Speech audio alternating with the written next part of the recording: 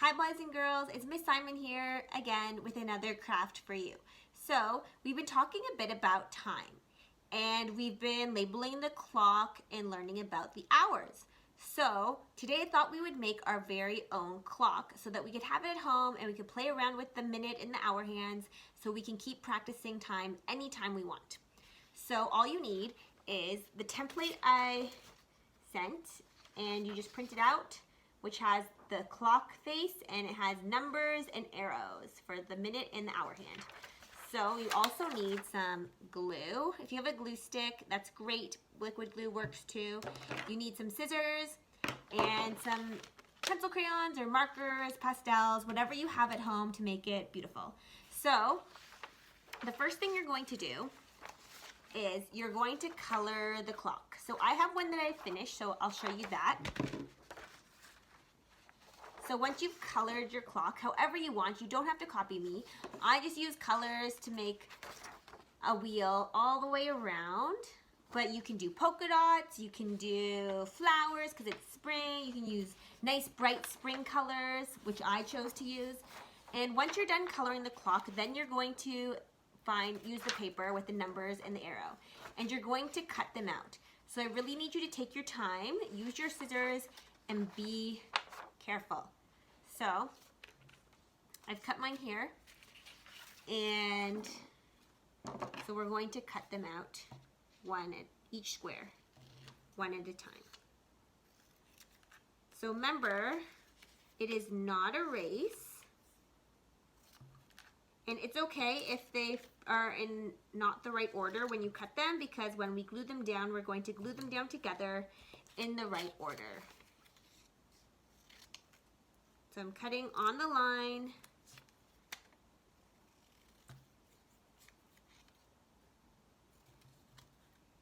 Go as slow as you want. And then what we're going to do is we're going to glue them onto our clock. So what goes at the top of our clock? Remember we talked about what goes at the top of our clock. So we're going to put our 12. So make sure you lay them all down so they're face up, all the numbers, so you can see which number you're looking for. So you're just going to take a little bit of glue, glue stick, liquid glue, put it in the top square, and then stick down your number 12. Just like that. So you can see my 12 is at the top. Then what comes after 12? You're right, 1. So you're going to stick down 1. So you want to put a little bit of glue so that we can, I'm just going to do this fast, but you take your time. Just so the video is not too long. So then what comes after 1? 2, you're right. And then we have 3, good. And 4, excellent, and 5, good, and 6. So far you should have 1 to 6 on half of the clock all the way. So 6 is at the bottom and 12 is at the top. So if 6 is at the bottom, then you are doing it right. Then what comes after 6? 7 and 8. And 9 and 10 and oop, this one slid away. What's after 10? 11. Good job. So now that we've stuck down all of our numbers with glue, we have a full clock. So that's really good. But we can't really do much with the clock like this. So you cut out the 2 arrows and color them before you cut them out if you want them to be colors, which I did. So I colored them first and then I cut them out. So I have my minute arrow and my hour arrow. So remember, the hour arrow is small and the minute arrow is long. So you're just gonna, if you have one of these at home, they are perfect to put in the middle to hold your clock together. So it's actually, they're called fasteners. And if you don't have them, that's okay. You can try to use something else to keep it in place. So you're going to put a hole through your minute, your hour, and your minute, like this, so that it can spin around. So like that.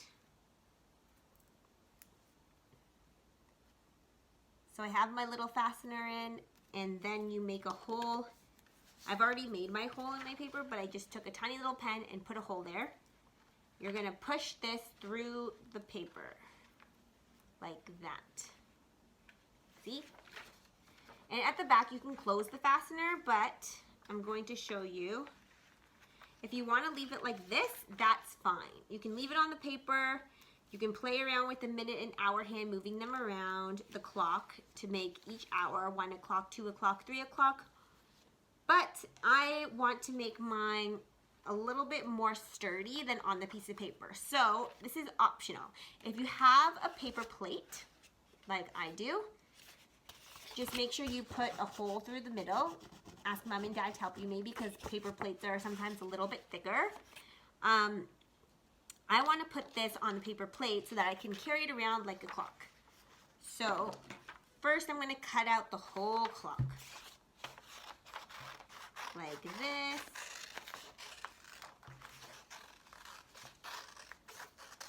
Take your time, be slow. There you go. And now my clock is all cut out. So now what I'm going to do is, with the fastener that I put through the back, and it's holding my minute and hour hand on, I'm going to push that through the hole I made in my plate.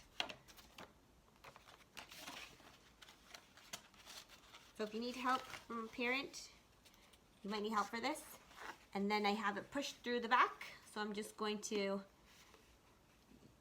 separate the fastener like a butterfly wings, like that. And now my clock is done. So what I can do now is I can move around the hour and the minute hand. So I can make 1 o'clock, 12 o'clock. I can make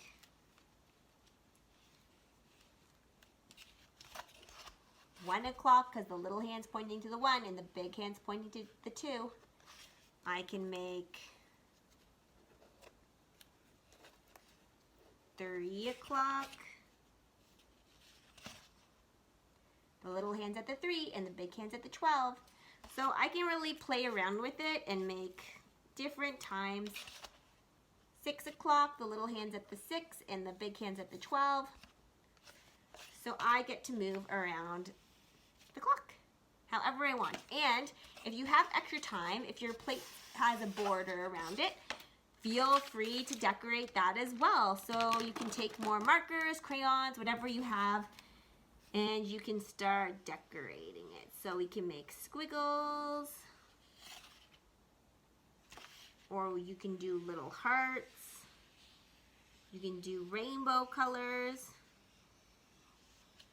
However you want to decorate it, be creative, have fun, and practice time.